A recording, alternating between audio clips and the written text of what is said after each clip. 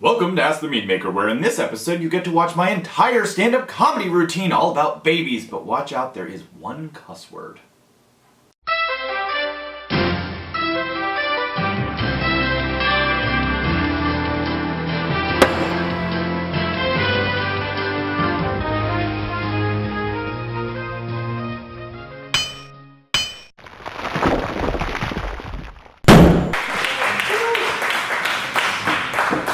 So I'm going to tell you two things right off the bat. Number one, putting these down. You're going to think they're notes. So the people have notes. We're going to come back to them. Number two, see, I thought this was like kid-friendly. So a week ago I wrote to Owen and I was like, okay, so maybe we can move it earlier, right? Like we usually do these from 7:30 to 9:30, which is like after my bedtime. And but not after my daughter's, unfortunately. And I was like, oh, we could do it early. And Owen's like, no, I'm afraid the people that can do like dad jokes and the people that can work clean aren't the same people, which makes no sense to me. But I was like, oh no, I have to come up with a dirty joke. So I thought of one. So a long time ago, when I drank more than I do now, I came up with like a 20-minute routine that was like all linguistics jokes. And I was like, oh, I'm gonna kill with this. I was like, I've got to find my venue, like Bard College, right? But like, I don't go anywhere. So I was like, I have to figure out how to use it at the mead hall. Like, it's never been the right night, but I thought of it because my whole routine was about my one dirty joke.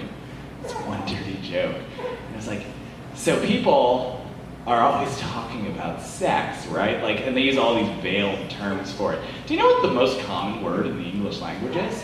It. Right? It means anything. We gave that word to sex.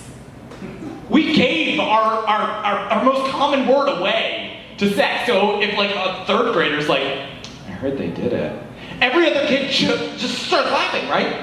Because it now means sex. That's an amazing thing. Like, we have decided as a society that the most common thing is our one dirty joke. Do you know what they were doing?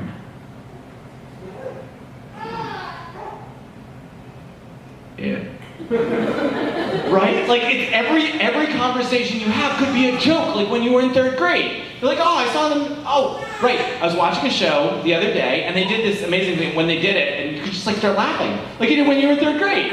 Like, we gave away this word, but as adults, we took it back. And like, it was reminded to me because I don't know if you guys have met Lillian. She's 6.5 years old. She hangs out here a lot. Her mother is Jamie, who's our accounts manager. And the other day, she said to Kelly, I learned where babies come from. We're babysitting her, and Kelly goes, oh? She goes, oh, I can't remember. Kelly's not gonna say anything, right? Like, she's just like, gonna wait to see how this plays out. She goes, what's that scene in Boss Baby?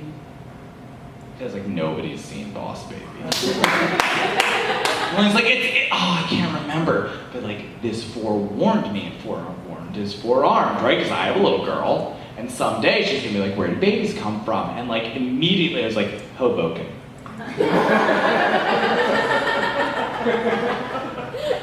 She's like, Hoboken, New Jersey. Go Google it. And she's gonna go to the Wikipedia page, and it's a really long Wikipedia page. She's gonna keep like reading through it. She's like, I don't know, see the part about the babies, but wow, they have a real gang problem.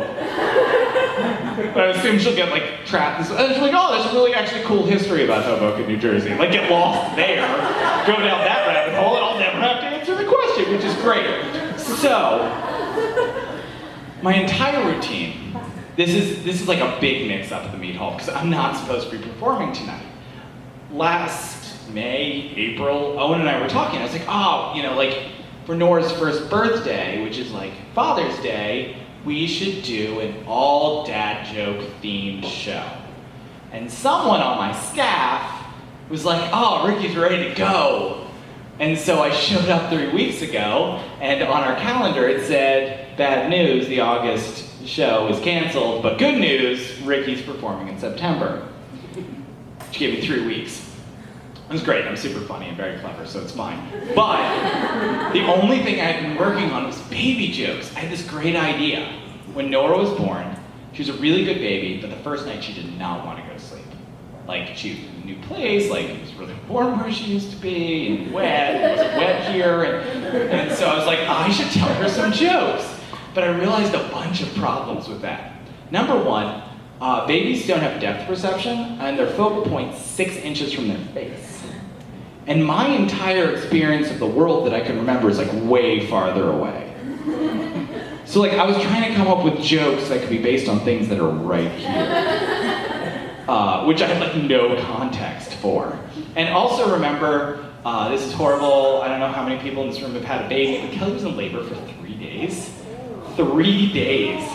Yep, that's true, not a funny thing. But that put us like in a real mind space when we came home because nobody in our family, other than maybe the baby, had had sleep in 4 days.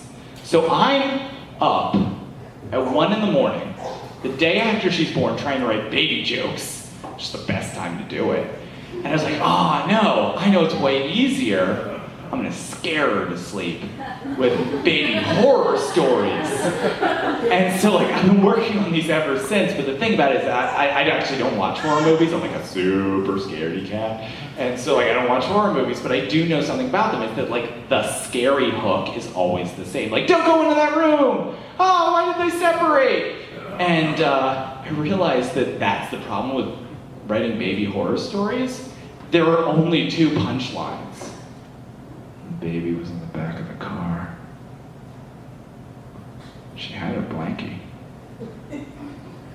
But when she woke up, her parents were gone forever. They were like 2 feet away in the front seat, but she doesn't know, right? Like every story is everything that scares my baby is her waking up and being like, my parents are gone! They're gone. Like literally all I have to do is lean so she can see me move and she'll just like start laughing. She's like, ah, you're here! Oh, it's okay after all! And then the other punchline of all baby horror stories is, and there I was, safe and sound. And then I was falling! Oh, no, I was just being put down in my bed.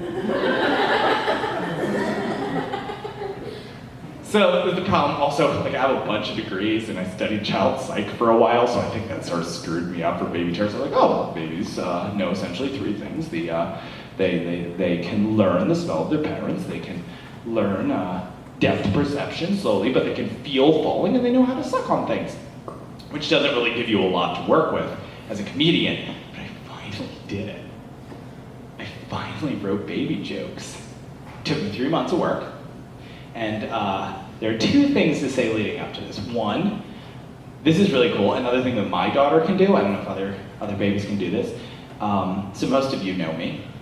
And there's a thing that I've found when people first meet me and my wife.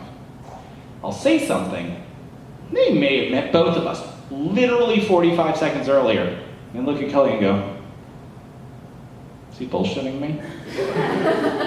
Like, there's something about me that people are like, Kelly married someone who lies. She can lie. My daughter does this. Like when she just started to respond to tickling, which is really neat, or like me doing funny things. Like she started laughing for the first time like 6 days ago, which is amazing. But sometimes I do something that's like too crazy and she just looks over at Kelly. She, is that okay? Kelly just makes a face back. I'm like, I don't know. I've only known him for 10 years. You've known him your whole life. So she's like, she's trying to get context. So that's one thing, you know, is like she can't figure out when I'm being funny.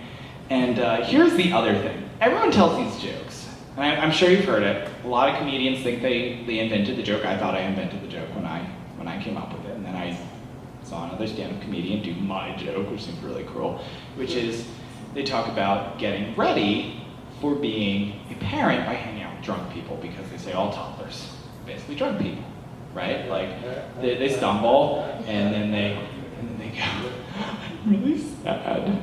Why are you sad? Actually, I'm happy, right? Like, and I've heard this joke over and over again, and I realized it's wrong.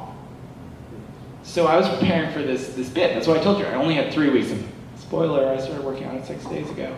But I was like, oh my God, I've got to write down these things that I'm coming up with.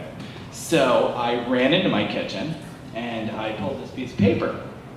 Turns out, the toddlers aren't drunk people. They turn you into drunk people. Because the top note says babies, possessive, not plural, as it should be. If anybody knows me, that's a glaring error. Playing sports, no punctuation. Then, quote, ow, my eyes. I don't know what that joke was supposed to be. I was stone cold sober. I was putting my baby to bed, and I was like, oh, it's gonna be great. But all I remember is writing babies playing sports, and I was like, oh, I won't remember what that means. So then I added, ow, my eyes. So this, like, all of this said, like, she sleeps really well for a baby, but like, babies basically turn you into drunks. You just walk around and people will be talking to you, and I'm not really good with my phone, so I don't do the thing where I'm like, you have to look at a picture of my baby. But I've done that more than once. She's great though, everyone has met her. She's a better baby to look at than most. And just fun things. But anyway, it basically turns you into a drunk person.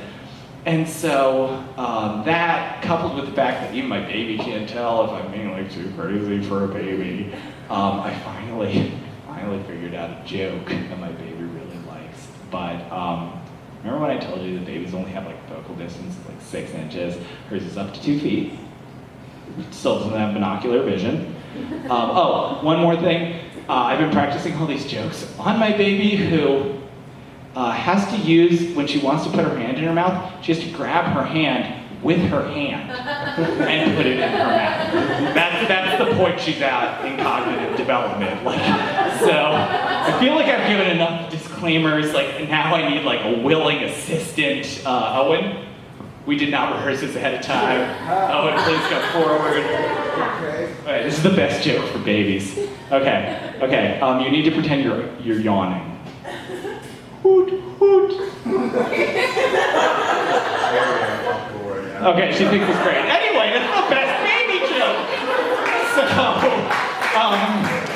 that's it. That was my one joke. Good night, everybody.